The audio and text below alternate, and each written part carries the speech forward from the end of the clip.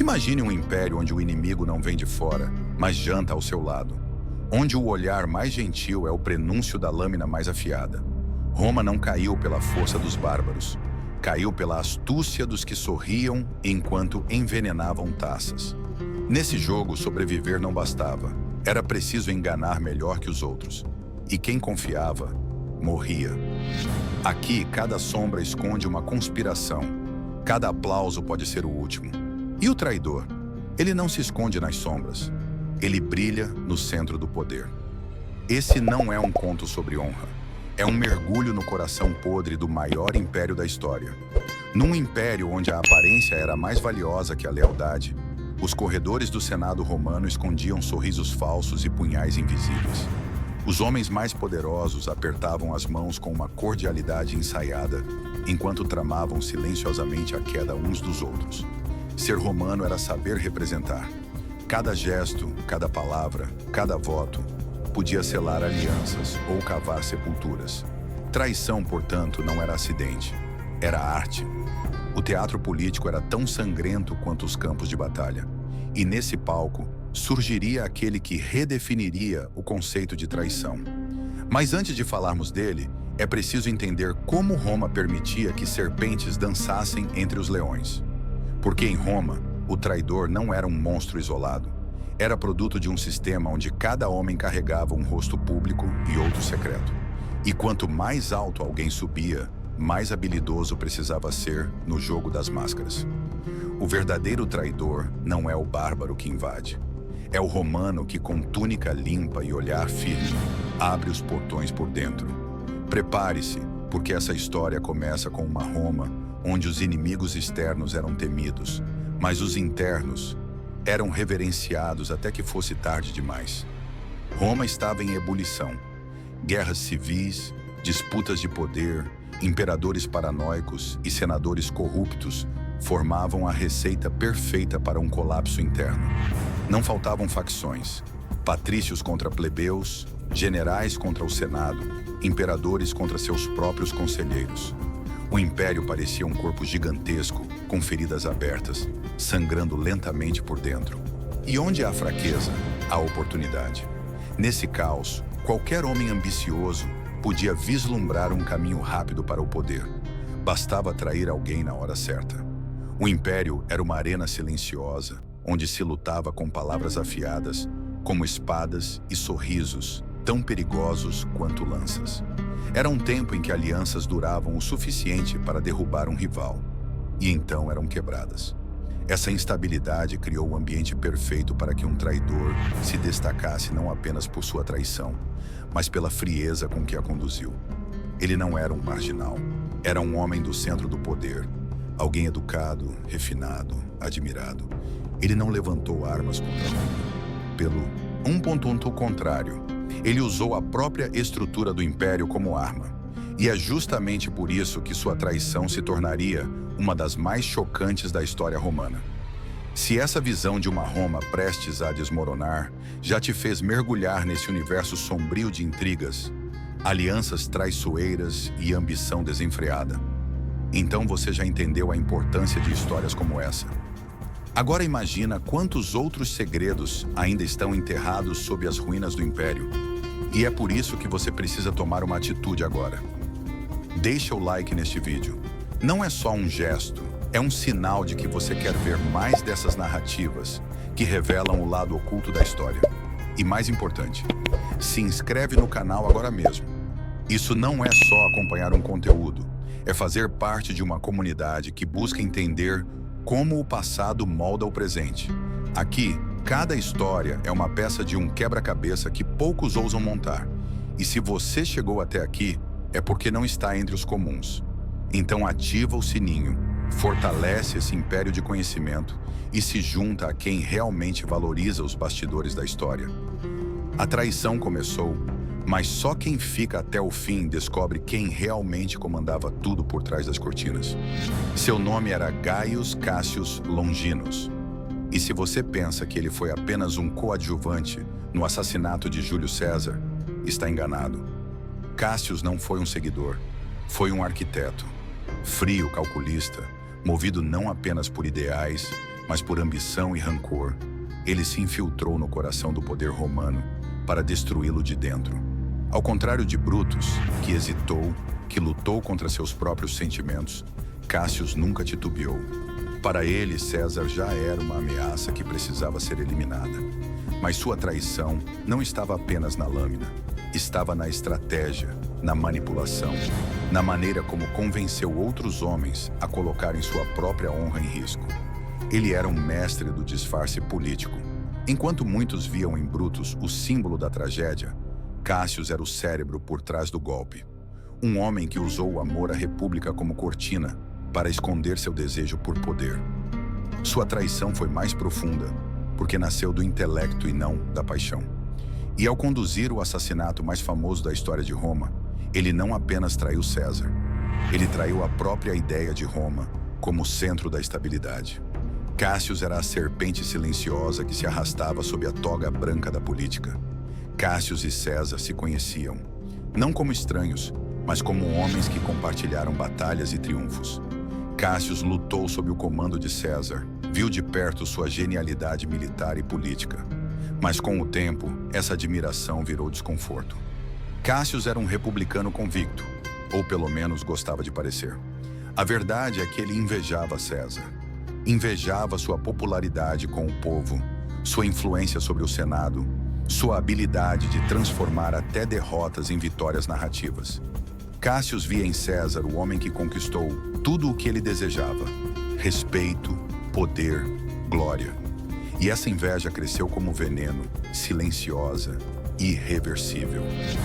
Cada gesto de César era interpretado por Cássio como um sinal de tirania iminente. E quanto mais César ascendia, mais Cássio ardia por dentro. O relacionamento entre os dois se tornou um campo minado. Não havia mais confiança, só diplomacia ensaiada. No fundo, Cássio não queria apenas salvar a República. Queria ver César cair de um trono que ele considerava usurpado. A amizade deu lugar à vigilância. O respeito ao desprezo. Cássio não matou apenas um imperador. Ele destruiu alguém que um dia o inspirou.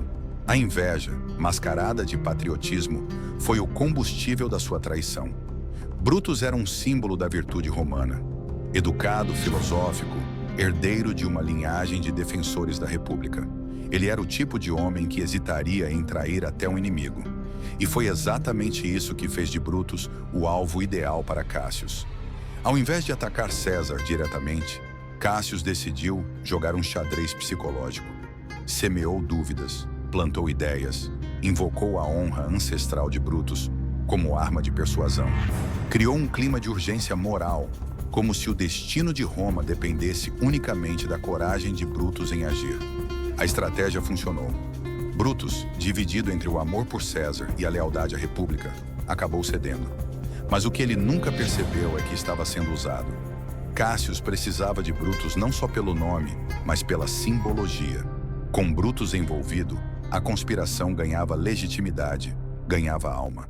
Cássio foi tão habilidoso que conseguiu transformar um homem hesitante em líder de uma execução histórica. E esse é o verdadeiro crime. Não apenas a morte de César, mas a manipulação de uma mente virtuosa para justificar o injustificável. Cássio não matou apenas um imperador.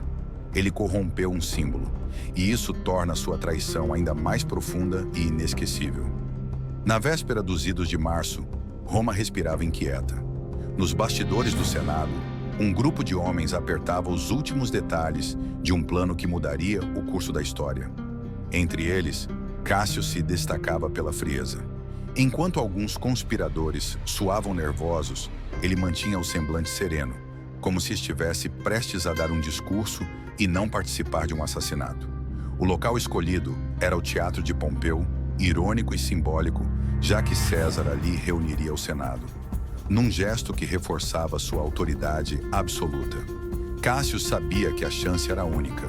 A tensão daquela noite era quase palpável. Sussurros preenchiam as vielas, enquanto olhares cruzavam-se cheios de dúvida. Mas Cássio dormiu em paz. Sabia que cada punhal afiado era uma extensão de sua vontade. Naquela noite, Roma ainda era de César. Mas Cássio já caminhava como quem possui a chave para o futuro. Ele não via a morte como crime, mas como recomeço. E quando o sol surgisse, tingiria de ouro o sangue de um homem que se achava eterno. Para Cássio, aquela noite foi o ápice da sua inteligência estratégica. Para Roma, foi o início da sua própria ruína silenciosa. O cenário era quase cerimonial. O Senado reunido, César em sua posição de comando, rodeado por rostos familiares. Mas naquela manhã, cada toga escondia um traidor e cada olhar era uma sentença. Cássio, com sua calma habitual, aguardava o sinal. Quando a primeira lâmina foi cravada, o mundo pareceu congelar. O imperador, tomado de surpresa, tentou resistir. Mas o golpe final, aquele que fez história, veio de Brutus. E atrás do olhar hesitante de Brutus, estava o rosto impassível de Cássio. Ele não recuou, não tremeu, não chorou. Observou a queda de César como um engenheiro assiste à demolição de um prédio planejado para ruir. Para Cássio, aquela cena não era brutalidade, era justiça estratégica. O chão do Senado se tingiu de vermelho e os ecos de Et tu, Bruta, atravessaram os séculos. Mas Cássio nunca olhou para trás. Sabia que o feito estava consumado. Naquele momento, ele não era apenas um senador. Era o homem que desafiara um semideus. Mas o que ele não previu foi o efeito dominó. A morte de César não trouxe paz, trouxe guerra. E o império que ele dizia querer salvar mergulharia no caos. Cássio acreditava que, ao eliminar César, seria ovacionado como libertador. Mas errou feio. O povo de Roma não viu um tirano tombando. Viu um herói sendo massacrado. César era amado pelas massas. Distribuía pão, promovia reformas, falava com carisma. E mesmo que muitos no Senado o temessem, o povo o idolatrava. Quando a notícia de sua morte se espalhou, não houve festa nas ruas. Houve luto, houve raiva. Cássio não calculou o coração de Roma. O funeral de César foi uma virada dramática. Marco Antônio, com seu discurso inflamado, acendeu a chama da revolta. Mostrou o corpo dilacerado, leu o testamento que favorecia o povo. E, de uma hora para outra, os conspiradores passaram de salvadores da República a monstros sedentos de sangue. O povo não queria justiça aristocrática, queria estabilidade, queria César. Cássio, que se achava gênio, se viu acuado, forçado a fugir. E ali começou sua derrocada. A traição não produziu a paz prometida. Produziu uma Roma dividida, inflamável, à beira da guerra civil. E o homem que tentou redesenhar o destino do império, agora era fugitivo da própria pátria. A Roma do povo nunca perdoaria sua ousadia. Após a morte de César, Roma mergulhou num vórtice de vingança. Cássio e Brutus, exilados, tentavam reunir forças no Oriente, mas seus nomes agora eram sinônimo de traição. Enquanto isso, Marco Antônio e Otaviano, o herdeiro adotivo de César, iniciavam sua jornada para esmagar os assassinos e restaurar a ordem. Cássio, mesmo afastado de Roma, ainda acreditava em sua causa. Organizou tropas, firmou alianças, preparou-se para a guerra. Mas ele não era um general carismático como César. Era um estrategista político, frio, desconectado da paixão popular. A Batalha de Filipos, em 42 a.C., seria o desfecho inevitável. Cássio lutava contra um império em nome de uma república que já não existia no coração do povo. As legiões de Antônio e Otaviano avançaram com brutalidade, sedentas por vingança.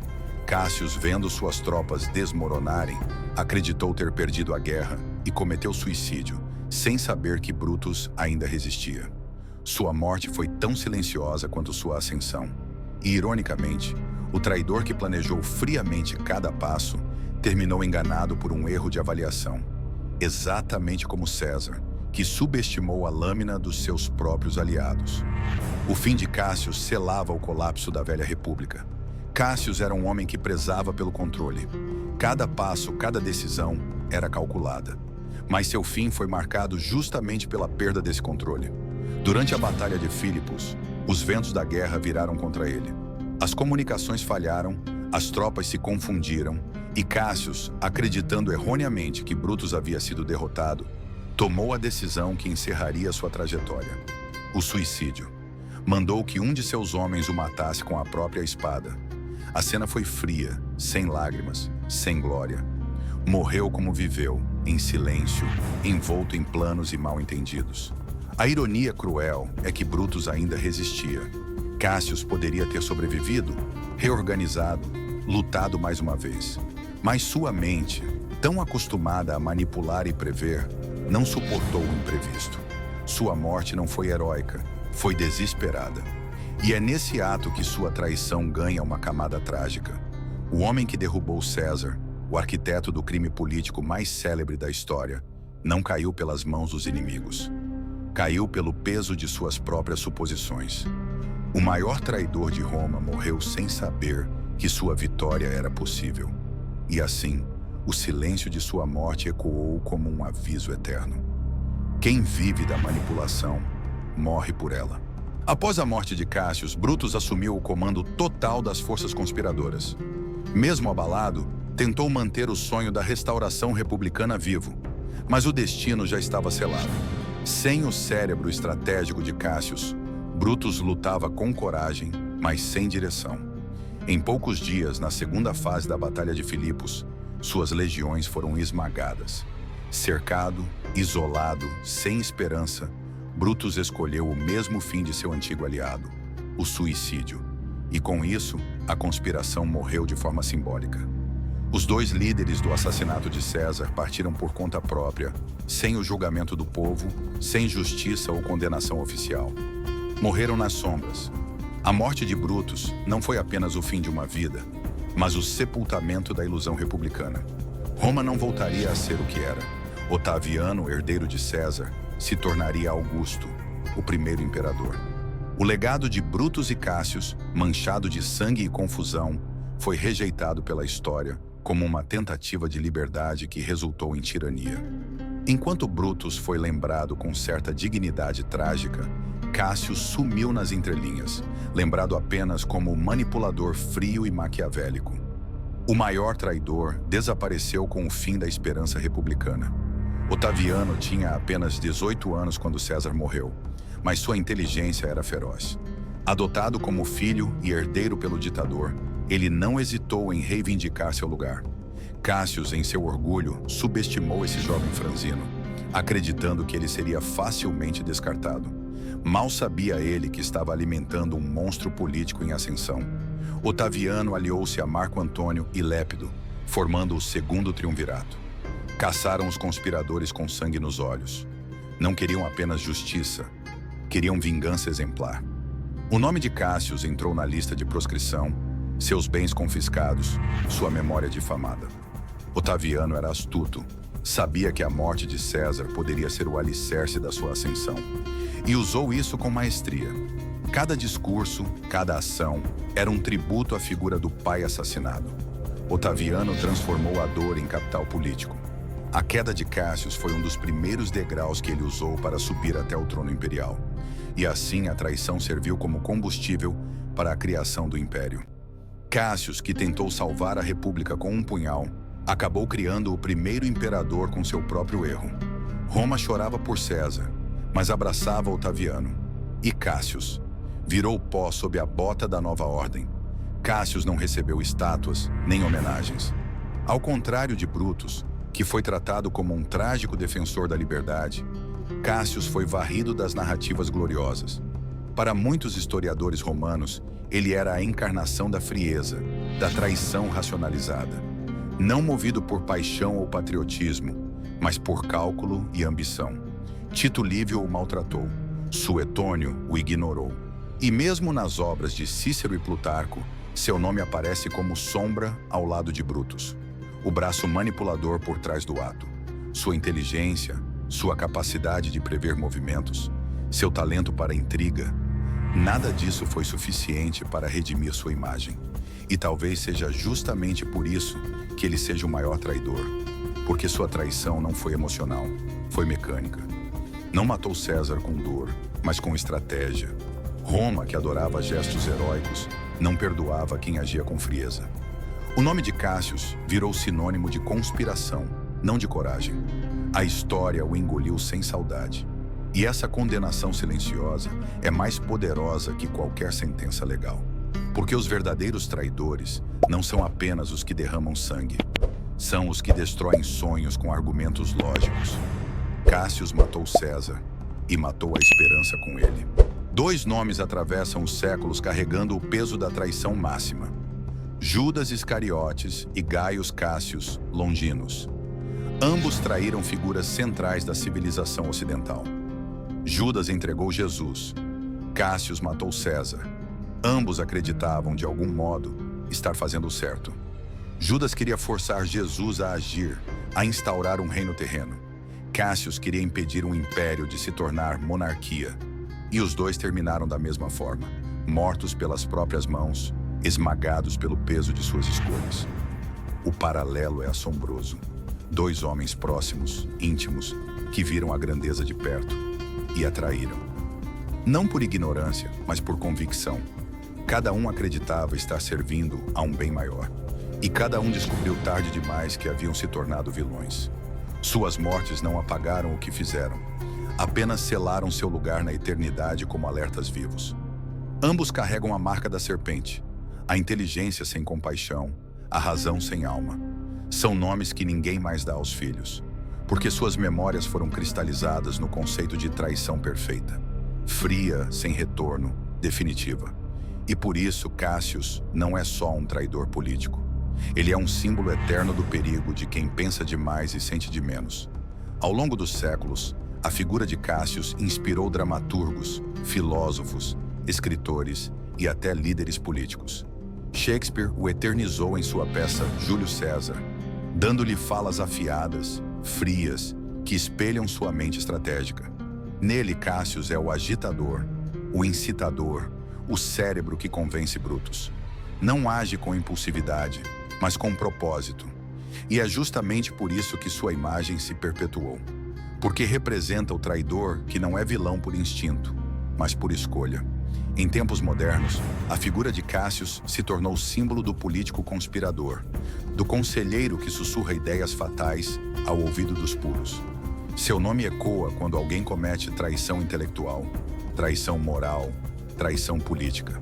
Diferente de Brutus, cuja culpa o humaniza, Cássius permanece intacto em sua frieza. A cultura o transformou num arquétipo, o traidor pensante. Ele é citado em debates políticos, em estudos psicológicos, em aulas de ética, porque sua traição não foi impulsiva, foi construída. E isso assusta mais do que qualquer punhal. Ele prova que a destruição pode vir do raciocínio lógico, não da loucura. Por isso, o impacto cultural de Cássius vai além de Roma. Ele se tornou um espelho sombrio do poder mal direcionado. Cássius, ao contrário de Brutus, nunca foi descrito como um homem atormentado pela culpa.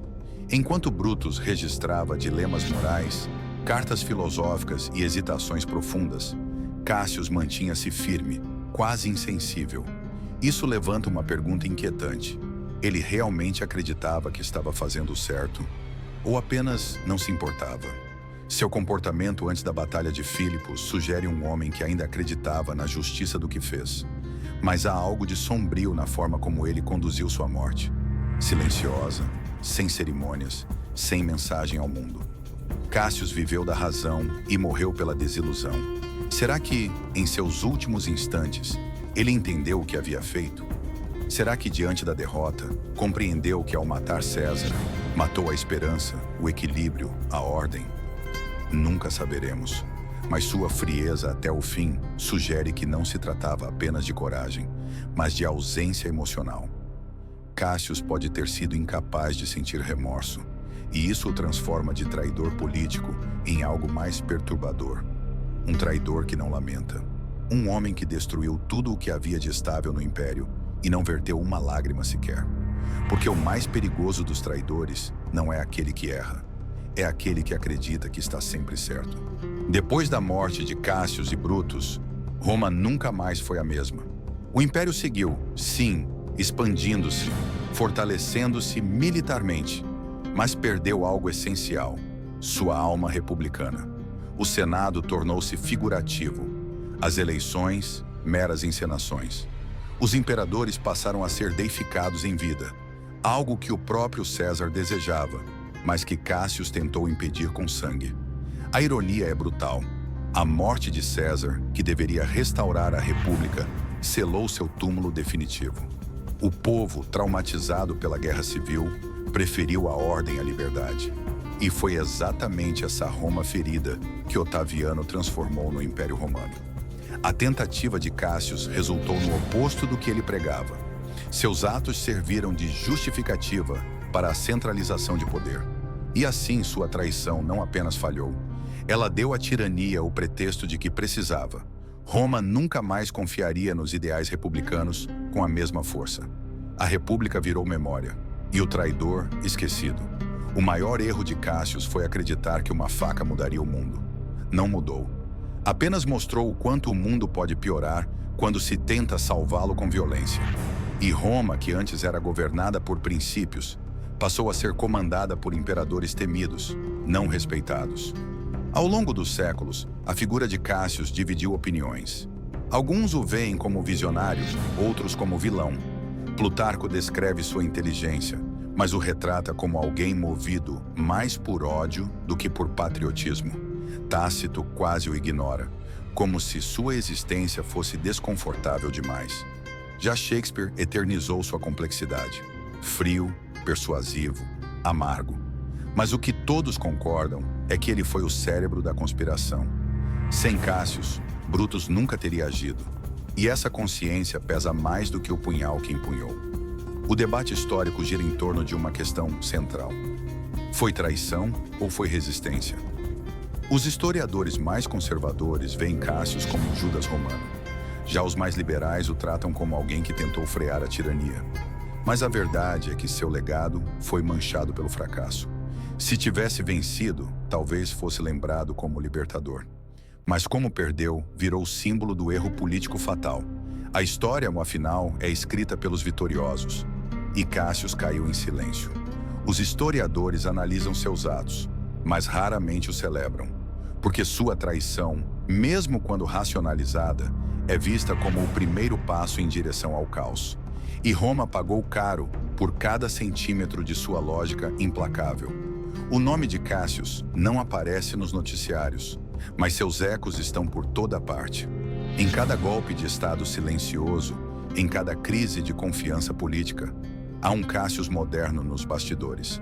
A figura do conselheiro ardiloso, que convence os líderes a trair princípios em nome de um bem maior, permanece viva.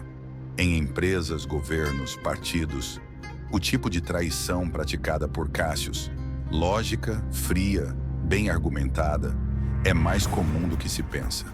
E o mais perigoso, ela é disfarçada de patriotismo, de ética, de justiça.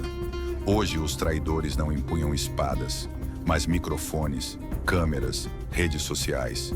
Manipulam percepções, moldam narrativas, destroem reputações como se estivessem limpando o mundo. Mas o padrão é o mesmo.